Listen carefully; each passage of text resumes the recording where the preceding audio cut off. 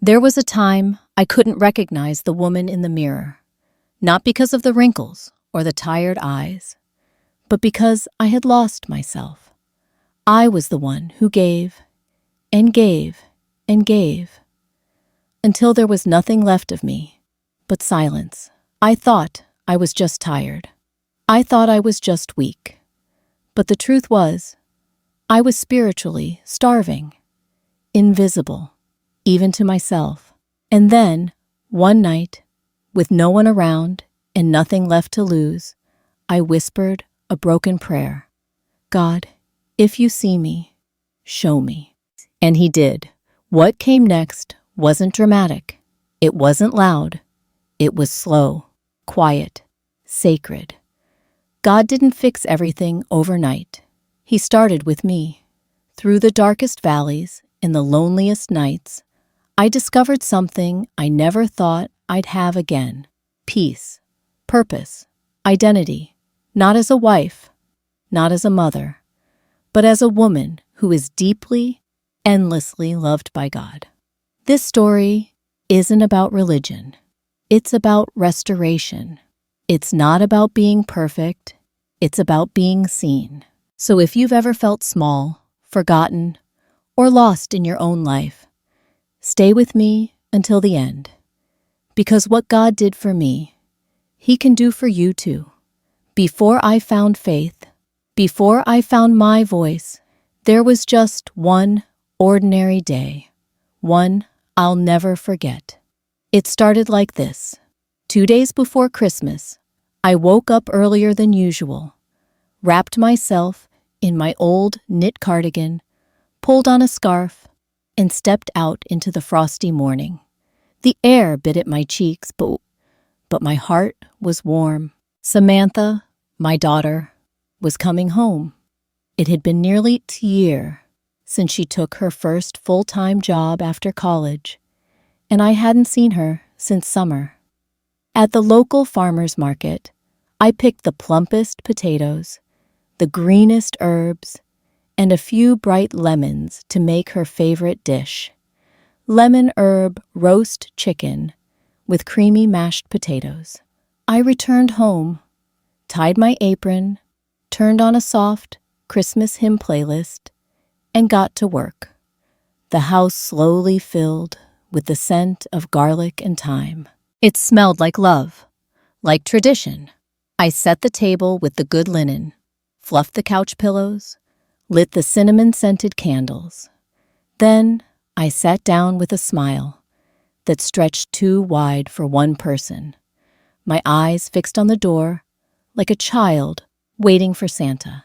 At 7:00 p.m. sharp, the door creaked open. I stood up immediately, arms half raised for a hug. But Samantha didn't even glance at me. She walked right past and flew into the arms of her father, Zach, my ex-husband.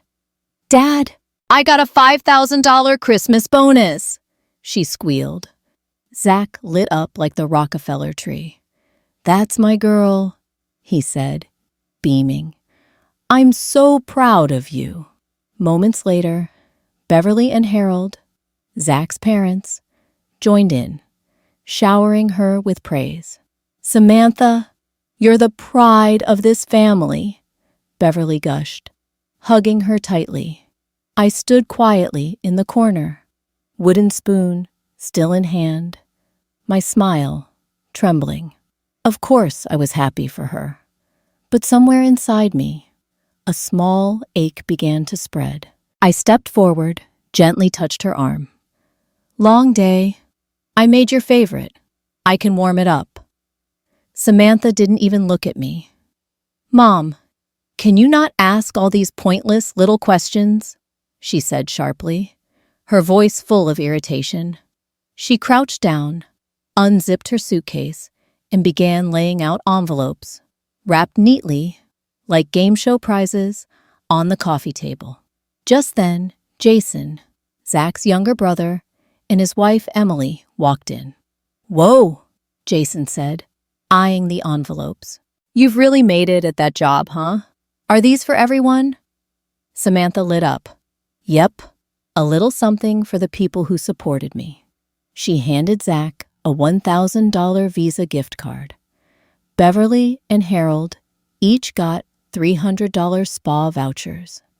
The uncles received $200 gourmet grocery gift cards.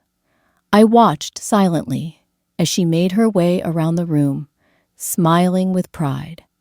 Then Emily gently nudged her.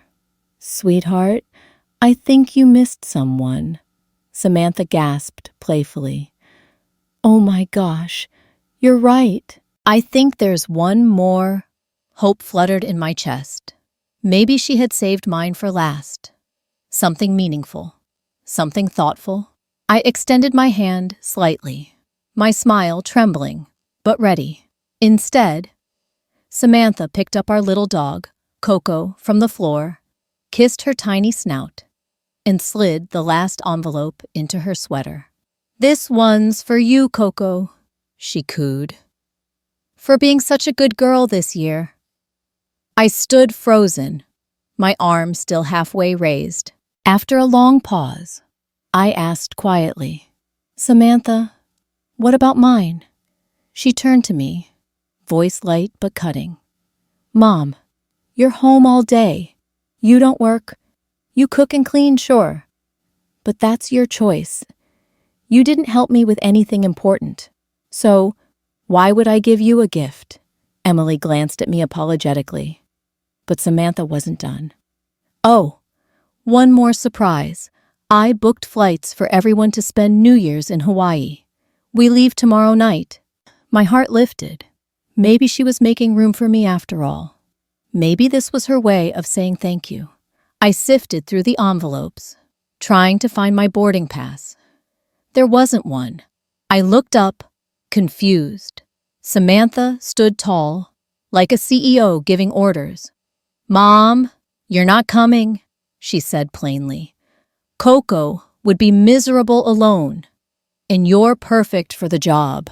That was it. That was the moment something in me broke. I looked around at the smiling faces, then down at the tray of cookies I had spent the afternoon baking. Without thinking, I lifted the tray and let it crash to the ground. The shattering echoed louder than any scream. Beverly gasped. "What is wrong with you?" Zach snapped. "You just ruined everything." Samantha rolled her eyes.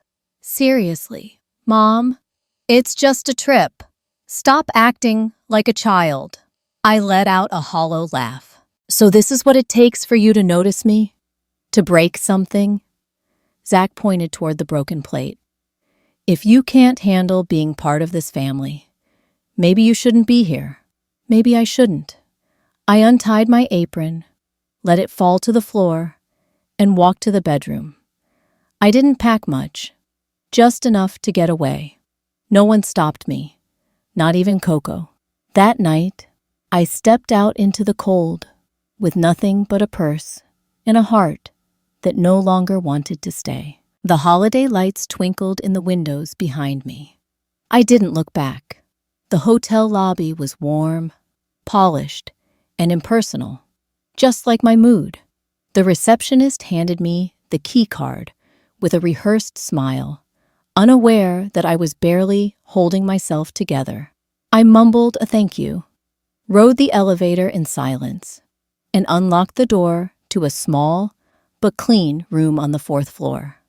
I didn't turn on the TV. I didn't unpack. I just stood in the middle of the room and stared. The silence was deafening. It wasn't peaceful.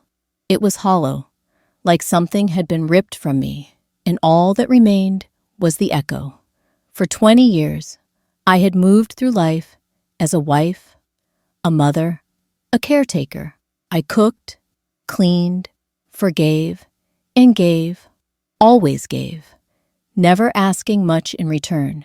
And now, here I was, alone, on the eve of Christmas. I sat on the edge of the bed, hands clasped together. Not out of prayer, but out of habit. I wasn't even sure what to feel. Anger, grief, emptiness. I felt invisible.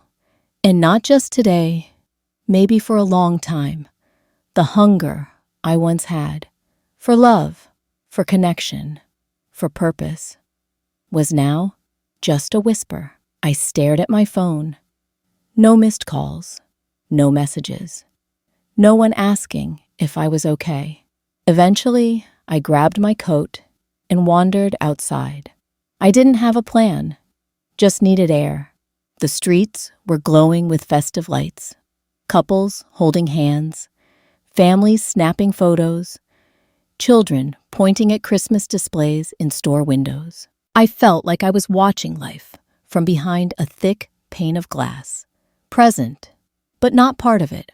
On a quiet corner, I found a small cafe, almost empty, tucked away between a bookstore and a flower shop. The bell above the door jingled softly as I stepped inside. The warmth hit me like a soft embrace. The place smelled like cinnamon and clove. A few elderly folks sat sipping tea and flipping through newspapers. I found a spot by the window and ordered a peppermint tea. That's when I noticed it. On the empty seat across from me lay a small, worn book with gold-rimmed pages. Left behind, perhaps forgotten. I reached over and turned it to see the cover. Holy Bible. I stared at it for a moment, unsure what drew me in. I hadn't read the Bible in years. I wasn't even sure I believed in anything anymore, but something about the way it sat there, like it had been waiting, made my hands move almost involuntarily. I opened it. The pages fell open naturally, landing on the Book of Psalms. My eyes skimmed the text without focus until one verse caught me by the throat. The Lord is close to the brokenhearted and saves those who are crushed in spirit. Psalm 34:18. My breath hitched. I read it again. The Lord is close to the brokenhearted. Tears came suddenly, as if the words had cracked something deep within me. I wasn't sobbing, just silent tears, falling freely onto the table. For a long time, I sat there, holding that verse like it was an anchor in a sea that had long ago swallowed me whole. Then, for the first time in years, maybe decades, I whispered aloud, God, if you're really there, I don't know what to do, but if you see me, please, show me the way. It wasn't so eloquent, it wasn't structured, it wasn't even fully confident, but it was real. And in that moment, I didn't feel alone. No thunder, no visions, just peace. A strange, gentle peace that wrapped around me, like the fleece blanket my mother used to put over my shoulders when I fell asleep on the couch. I wiped my eyes and looked out the window. Snow had begun to fall, soft, delicate, quiet. I didn't take the Bible with me. I left it exactly where I found it, somehow knowing that someone else would need it too. But I walked back to the hotel different. I still didn't know what tomorrow held, but for the first time, I didn't feel completely lost. Lesson. In our darkest nights, the first light often comes not in answers, but in a whisper from God, reminding us we are not forgotten. The next Sunday, I found myself sitting in the back pew of a little white church just a few blocks from the hotel. I hadn't been in a church in years, maybe decades. I wasn't even sure why they came. I just knew I needed something. A place where I didn't have to explain, perform, or be strong. A place where I could just sit and breathe. The sanctuary was warm, not in temperature necessarily, but in spirit. Soft music played as people filed in. There were no bright light, no flashy screens, just wood, stained glass, and a sense of quiet welcome. An usher handed me a bulletin with a kind smile. I nodded politely, unsure if I would stay the whole service, When the pastor stood up to speak, he didn't begin with loud declarations or complex theology.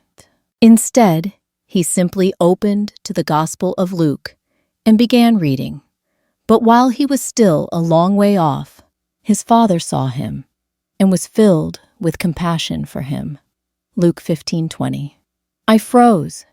He was preaching on the parable of the prodigal son, the lost child who left home, squandered everything, and came crawling back in shame, only to be met with open arms. And as the pastor read, his voice slow and steady, it felt like every word was being read just for me. The son was rehearsing his apology. He thought he had to earn his way back. But before he could even finish his plea, the father ran to him. My throat tightened. The pastor closed his Bible and looked at the congregation. Some of you here today think you've gone too far, that you've messed up too badly, that there's no way back to God. But friends, our Father doesn't wait at the door with a lecture.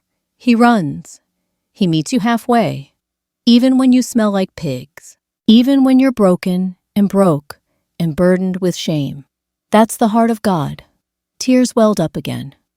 But this time, they didn't come from pain.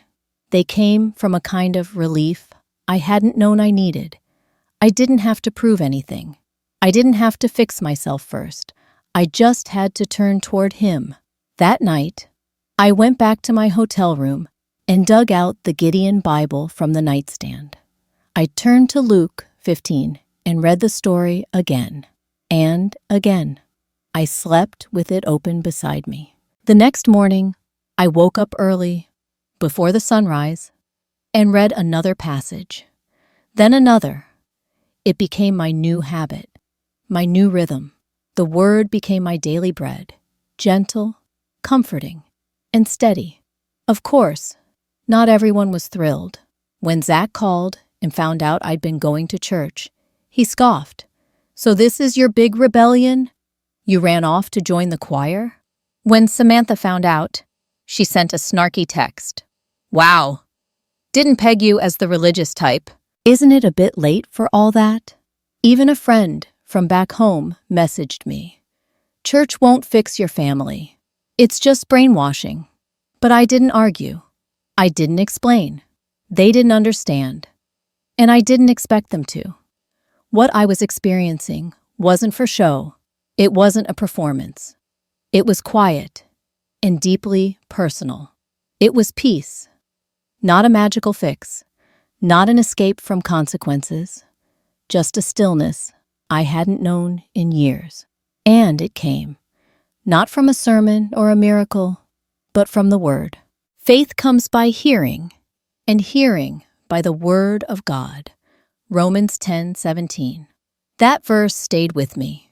I wrote it on a note card and kept it in my coat pocket. On hard days, when the voices of doubt and regret grew loud, I would take it out and read it slowly. Some mornings were harder than others. Sometimes I still cried.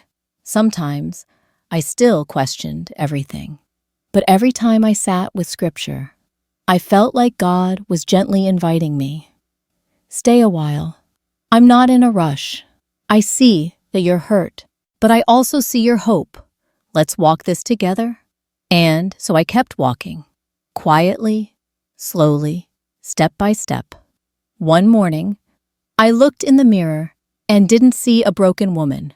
I saw someone returning home. Lesson.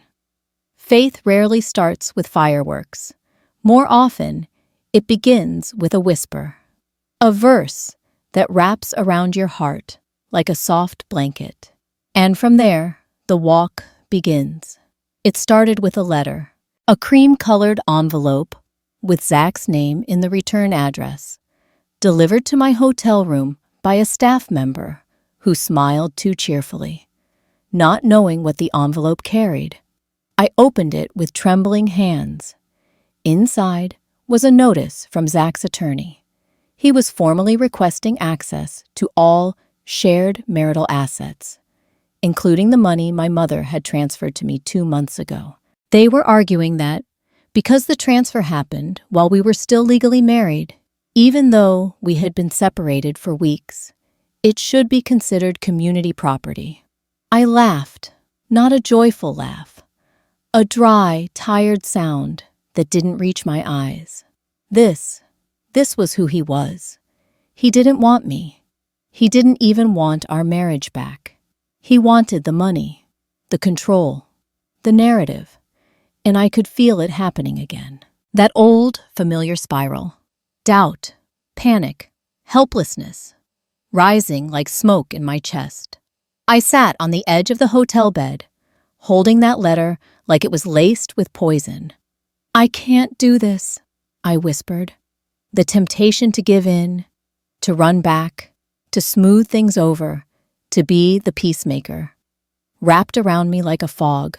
But then, out of nowhere, a single sentence floated to the surface of my memory. "Even though I walk through the valley of the shadow of death, I will fear no evil, for you are with me." Psalm 23:4. I'd heard the pastor quote it just last Sunday. I hadn't thought much of it then, but now it landed differently, deeply. The shadow wasn't just death. It was this: being slandered, threatened, pushed into fear, the darkness of emotional manipulation. But He, God, was with me. Even here, I dropped to my knees beside the bed, resting my forehead on the mattress. My hands shook as I whispered my prayer. "Lord, I'm scared. I don't know what to do. I don't have a lawyer. I don't even know where to begin. But I know you see me. If this is the path you've set me on, please, please walk it with me. Show me the way forward." I didn't hear a voice. I didn't get a lightning bolt of clarity. What I got was sleep. The first full night of deep, uninterrupted sleep I'd had in weeks. And the next morning, an email. The subject line read, "Referral from Grace Point Church. Free legal consult available." I opened it, blinking in disbelief. It was from a woman named Heather, a volunteer attorney who partnered with women's ministries to assist women in crisis. A fellow believer, one of the church administrators, had passed my name along, saying I might be in need of counsel. I stared at the screen, speechless. Less than 12 hours after I begged God for guidance, He had already placed someone on the path. I met Heather that afternoon. She was warm but sharp, with eyes that had clearly seen more than her years. She listened, really listened, as I explained everything. She didn't pity me. She empowered me. "Amanda," she said calmly, "that money is yours. It was a post-separation gift. The law is on your side, and so am I." I exhaled, almost ashamed of how tightly I'd been holding my breath. "I don't want revenge," I whispered. I want peace." Heather nodded. "Then let's fight for that peace. Together." As I walked out of her office that day, I looked up at the sky. It was gray, windy, cold. But in my heart, something flickered like a flame, small but alive. Courage didn't roar. It whispered, "Keep walking. I'm with you. Lesson: when we put God first, He sends the right people at the right time. Not to rescue us from the fire, but to walk with us through it. The Lord is my shepherd, I shall not want." Psalm 23:1. The voicemail came just after midnight. I almost didn't play it, but something, curiosity, fatigue, maybe hope, nudged me to press play. Samantha's voice was shaky. I could tell she'd been crying. "Mom, I'm sorry. I didn't mean what I said. I was just angry. I didn't think you'd really leave. Please, Come back. We need you. I need you. I sat there in the quiet, phone still in hand, heart heavy with everything unsaid. This was the first time in weeks she had called without anger in her voice. No demands, no guilt trips, just sorrow. But even as the tears welled up in my eyes, a knot twisted in my stomach. This was my daughter, the child I had carried, nursed, held through fevers and nightmares. The same child who, not long ago, had called me useless, embarrassing, a burden. I wanted to run back. I wanted to forget everything and hold her again, like when she was little. But I also wanted to scream, to ask how she could be so cruel, to make her feel, for just one moment, what I had felt for years. I pressed my forehead against the window, watching the city lights blur through the glass. God, what do I do with this? I whispered. I opened my Bible, almost blindly. It fell to the book of Colossians. Bear with each other and forgive one another. Forgive as the Lord forgave you. Colossians 3:13. I closed my eyes. I'd heard this verse before, dozens of times, but tonight it struck different. Not as a command, but as a gift. Forgiveness wasn't for Samantha. It was for me, to release the poison I'd been carrying, to stop the wound from festering into bitterness. Forgiveness didn't mean forgetting. It didn't mean returning to the old roles, the same dysfunction, the same silence. It meant choosing peace over pain, freedom over fury. So, the next day, I called her. Her voice cracked the moment she answered. Mom, I didn't think you'd call back. I know, I said softly. There was a long pause. I miss you, she whispered. I know, I said again. Samantha, I forgive you. She broke down. I could hear her sobbing through the line. But I wasn't crying. For the first time, my voice was steady. I forgive you, I repeated, because I need to be free. Not because what you said didn't hurt, but because I won't let that hurt define me anymore. She tried to interrupt, to explain, to apologize again, but I stopped her. Sweetheart, I love you. That's never changed, but I'm not going back to how things were. Not unless we both grow. Not unless there's real change. She was quiet for a while. Then softly, she said, I understand. And for once, I think she meant it. That night, I felt lighter. I didn't bounce back into the old version of myself. I didn't pack up and return to be the unpaid maid or invisible matriarch. Instead, I lit a candle by the window, wrapped myself in a blanket, and whispered a prayer of thanks. Lord, thank you for teaching me that forgiveness isn't surrender, it's strength. Lesson: forgiveness doesn't mean returning to the fire that burned you.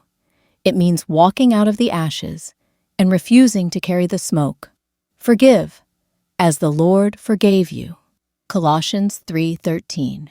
It had been nearly a month since I left home. One morning, I passed the town library, a small brick building with ivy curling up its sides and windows that glowed softly, even in daylight.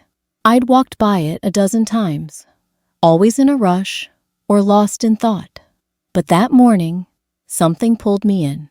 The scent of old paper and polished wood hit me the moment I stepped inside. It wasn't grand.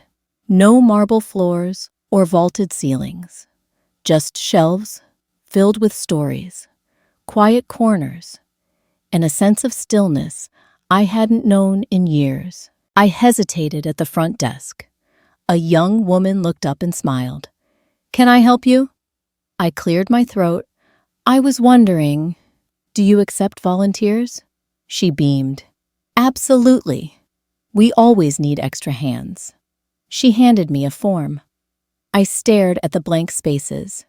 Name, emergency contact, previous work. There was a moment where I almost walked out. I hadn't filled one of these in over 2 decades. My last job, before motherhood, before housework, was all I was known for. But I pushed through the hesitation, filled it out, and handed it back. I'll start with anything, I said quietly. I just want to be useful. The first day I showed up, I wore my nicest blouse and slacks. Simple, but neat. My hands trembled slightly as I sorted books and filed forms. I worried constantly. Would I mess this up? Would they think I was too old? Too out of touch? Every voice from my past echoed through my head. Why would you need a job? You've been out of the world too long. What could you possibly offer? But I kept moving. Mid-morning, a woman slowly entered the library with a cane in one hand and a plastic bag in the other. She was in her late 70s, maybe early 80s, soft hair, gentle eyes. She approached the counter, confused, holding a thick stack of government paperwork. I'm trying to print this application, she said. But I don't understand this online stuff. I walked around this counter and smiled. No problem. Let's do it together. We sat at the computer, and I showed her, step by step, how to log in, where to click, how to upload. It wasn't fast. It wasn't easy. But we got it done. When the final page printed, and she held it in her hands, she looked at me and said the words that broke me wide open. Thank you. You're very patient. You're more helpful than my own daughter. Something inside me cracked. Not from sadness, but from release. Not because I was being compared to her daughter, but because, for the first time in a long time, someone saw me for me. Not as Samantha's mother, not as Zach's wife, not as the woman who was always available to clean up a mess or hold her tongue. Just Amanda. And in her simple gratitude, I remembered a version of myself I thought was lost. That evening, I sat in the library's reading nook long after my shift had ended. I watched people move through the space, reading, whispering, learning.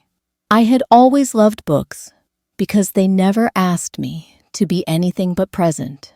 They held stories of loss and love, failure and faith, ordinary women who rose from quiet places. I opened my Bible, the one I carried in my purse now. The bookmark sat at 1 Samuel, chapter 16. People look at the outward appearance, but the Lord looks at the heart. 1 Samuel, chapter 16:7. I wasn't invisible, not to God, and now, not even to myself. I had feared for so long that stepping away from my marriage meant giving up purpose, that if I wasn't someone's wife or someone's mother, then I was no one. But here, in this small library, I was needed. I mattered. I could begin again, not as an escape, but as a calling. Lesson: the world may overlook you. Family may forget you, but God never does. He sees beyond what you've lost and calls forth what you still carry inside. The Lord looks at the heart. 1 Samuel 16:7. I thought he was done. After all the silence, after the divorce papers were filed, after I chose peace over conflict, I thought Zach would let it go. But some men don't know how to lose quietly. It started with a rumor, then a blog post from one of his friends, conveniently vague but cutting. Some women walk away from marriage and turn bitter. Others walk away and turn greedy. Subtle enough to deny, but sharp enough to wound. Then came the real hit. Legal summons. Zach was taking me to court. He was contesting the separation of assets, claiming financial misconduct, attempting to stake a claim on the trust fund my mother had transferred to me after I left. He said I had manipulated my way into that money, that I had abandoned my family for selfish gain. Reading through the case file felt like being betrayed all over again. Every loving act I had ever done in that marriage reduced to bullet points in a legal attack. I sat in my tiny kitchen, staring at the stack of papers. My chest tightened. My eyes burned. I wanted to scream. I wanted to crawl back into bed and disappear. I even thought, for a fleeting moment, about settling just to make it go away. But then the phone rang. It was Mom. I didn't want to answer. I didn't want her to hear my voice crack. But I picked up anyway. There was no small talk. She must have heard it in my silence. "Amanda," she said, her voice low and firm, "I want you to listen to me." I closed my eyes.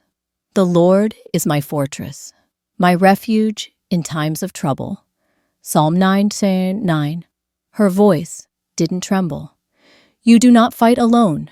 You don't have to win this with power or pride. You just have to show up. God will handle the rest. I felt tears slide down my cheeks. She didn't say anything else, just stayed on the line, silent and strong, like a shelter of words holding me up.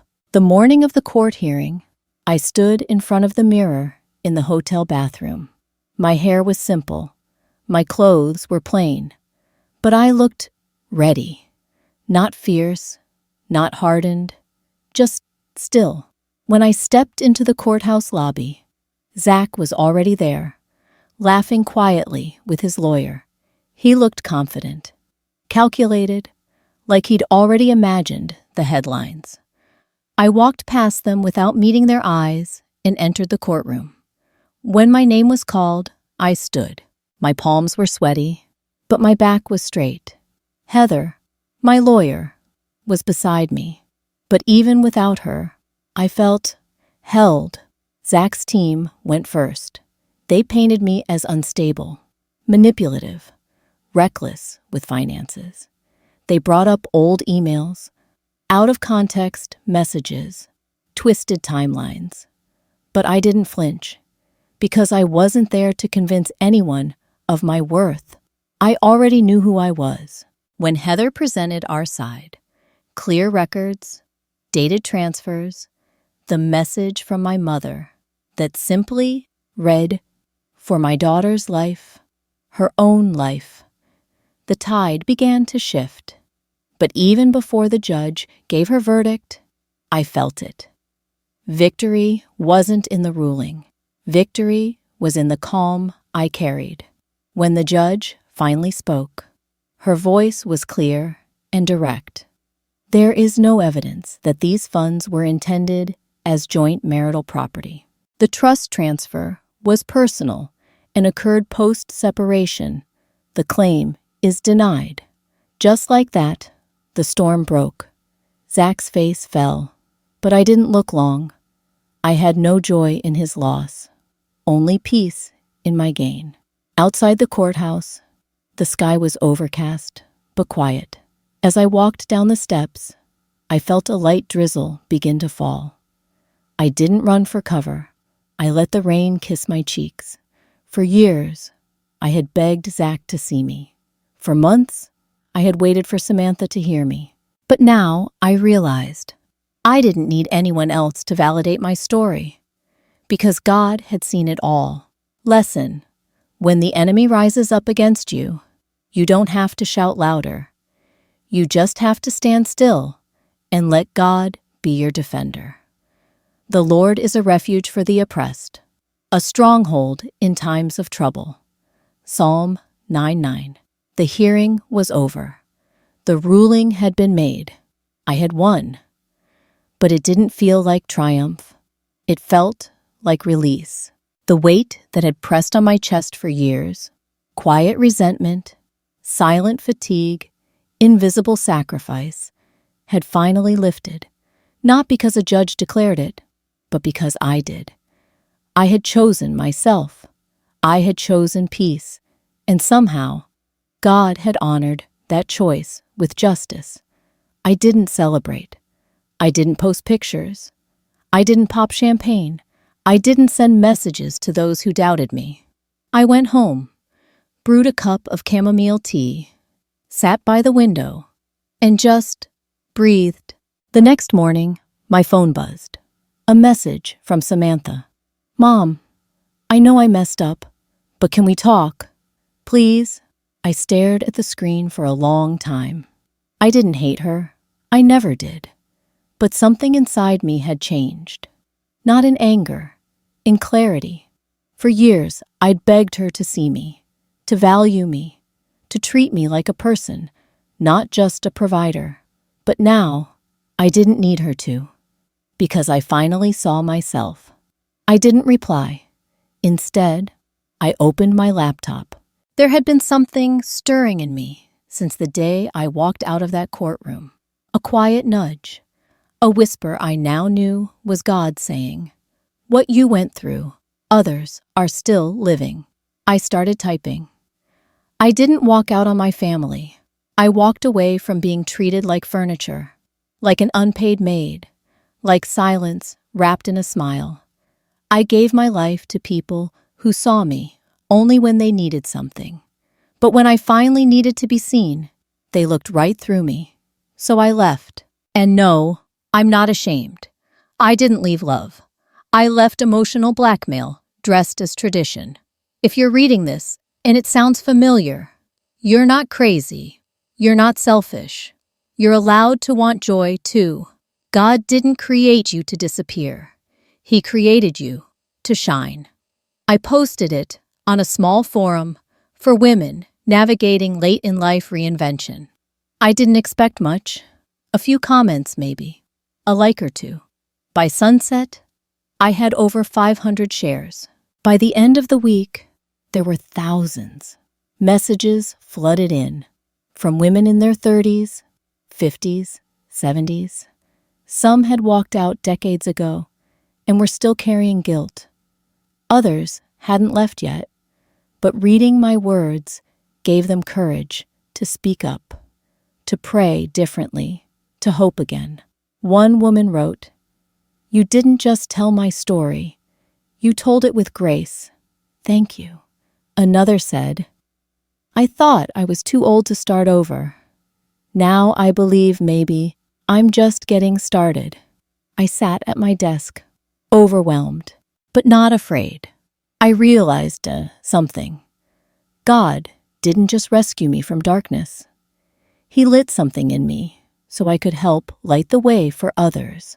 I had been a flame flickering behind closed doors for years, smothered by duty, guilt, and fear. Now, I was a light on a hill, not perfect, not blinding, but present, steady, seen. A few days later, Samantha sent another message.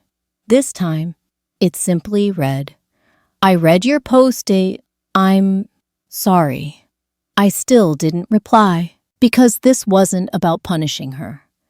It was about holding the space I had fought so hard to reclaim. If healing was going to happen, it wouldn't come through instant messages.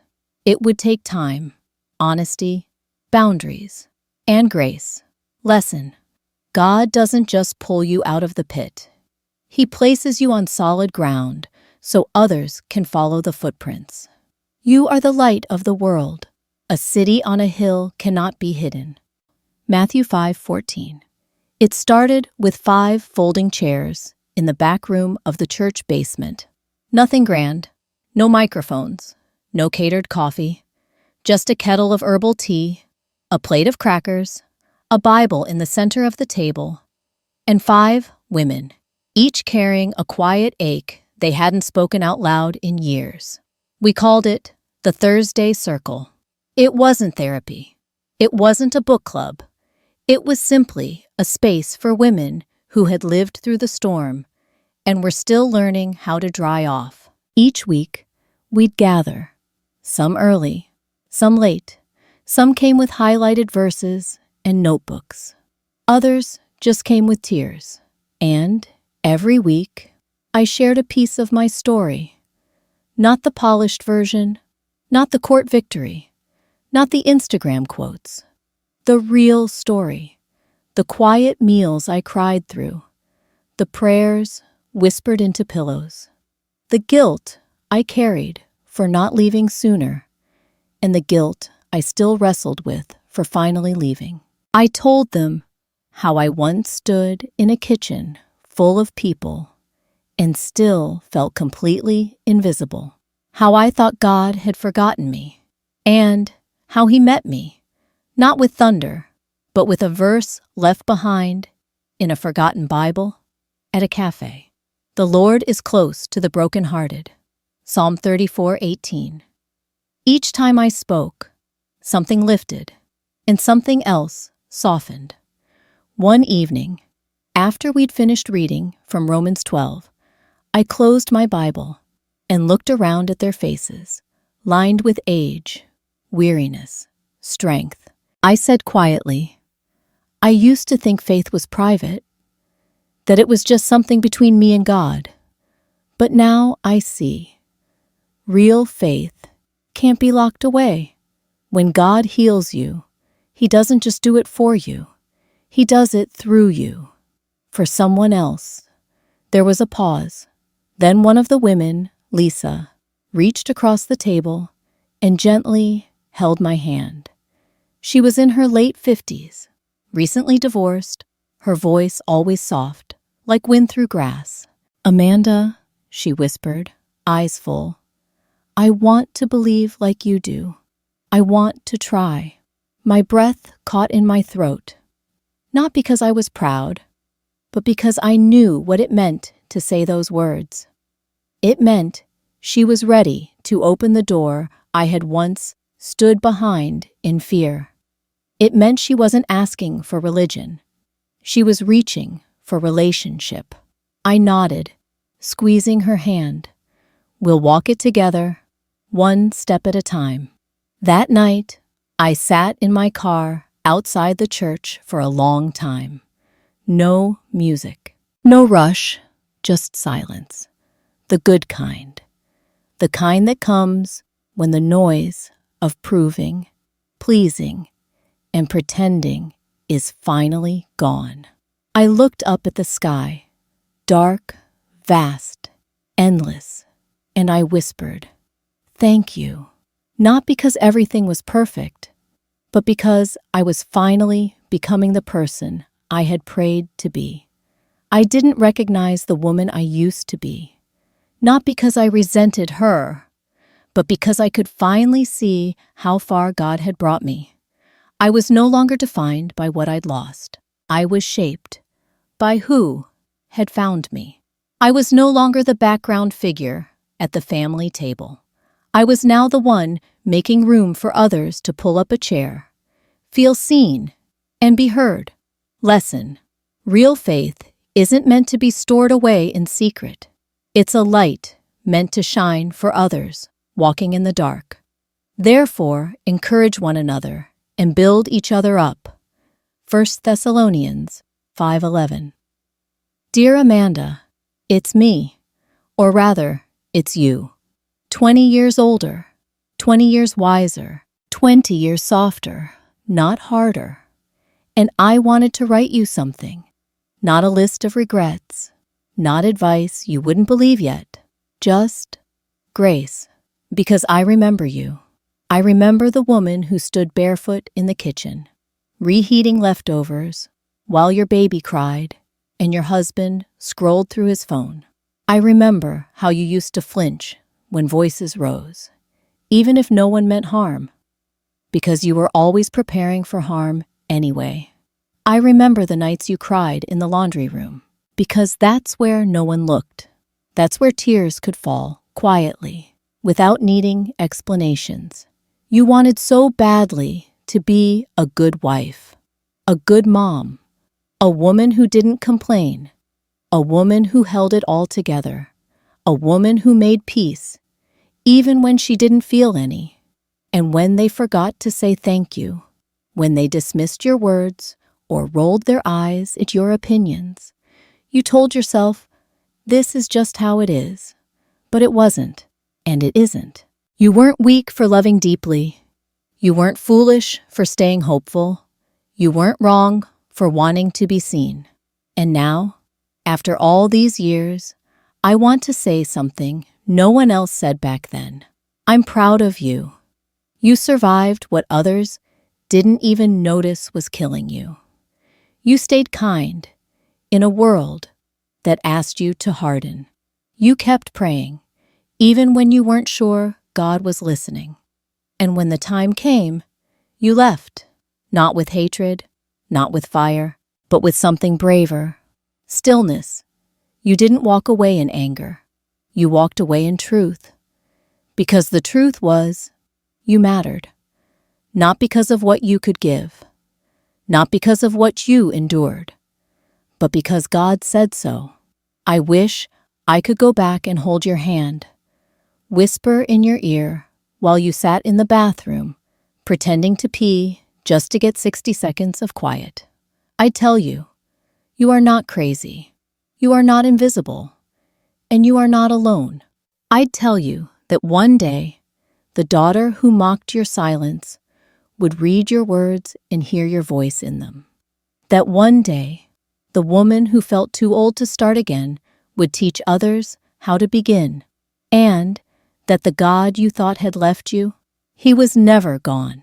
He was waiting for you in a coffee shop, in a verse, in a courtroom, in a folding chair at a Bible study, in your own voice, when you finally said, enough.